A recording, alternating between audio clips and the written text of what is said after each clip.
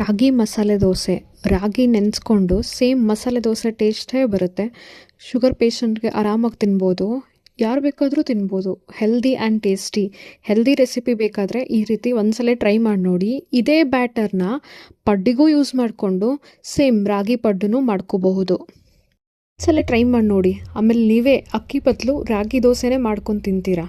ಅದಕ್ಕೆ ಬೇಕಾಗಿದ್ದು 2 ಲೋಟ ರಾಗಿಗೆ ಅರ್ಧ ಲೋಟ ಅಕ್ಕಿ ಸ್ವಲ್ಪ ಬೈಂಡ್ನೆಸ್ ಬರಲಿ ಅಂತ ಅಷ್ಟೇ. ಸ್ವಲ್ಪ ಮೆಂತೆ, ನಿಮ್ಗೆ ಎಷ್ಟು ಬೇಕೋ ಅಷ್ಟು ಮೆಂತೆ. ಜಾಸ್ತಿ ಮೆಂತೆ ಹಾಕ್ಕೊಂಡಷ್ಟು ಘಮ ಘಮನೂ ಇರುತ್ತೆ, ಚೆನ್ನಾಗೂ ಇರುತ್ತೆ. ಒಂದು ಅರ್ಧ ಲೋಟ ಉದ್ದಿನ ಬೇಳೆ ಹಾಕ್ಕೋಬೇಕು.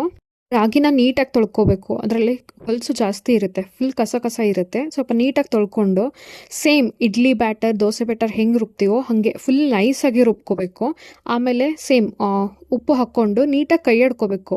ನೋಡಿ ಎಷ್ಟು ಚೆನ್ನಾಗಿ ಹಿಟ್ಟು ಉಬ್ಬಿ ಬಂದಿದೆ. ಸೇಮ್ ಮಸಾಲೆ ದೋಸೆ ಥರನೇ ಉಬ್ಬಿ ಬಂದಿದೆ. ನೀಟಾಗಿ ದೋಸೆ ಹೆಂಗೆ ಹಾಕ್ಕೋತೀವೋ ಅದೇ ಥರ ಹಾಕ್ಕೋಬೇಕು. ತೆಳ್ಳಗೆ ಬರುತ್ತೆ, ಸೇಮ್ ಮಸಾಲೆ ದೋಸೆ ಟೈಪೇ ಇರುತ್ತೆ. ಸ್ವಲ್ಪ ಎಣ್ಣೆ ಹಾಕ್ಕೊಂಡ್ರೆ ಚೆನ್ನಾಗಿ ಕ್ರಿಸ್ಪಿಯಾಗಿ ರೋಸ್ಟ್ ಮಾಡಿಕೊಂಡ್ರೆ ಸೇಮ್ ಮಸಾಲೆ ದೋಸೆನೇ ರೆಡಿ ಆಗುತ್ತೆ.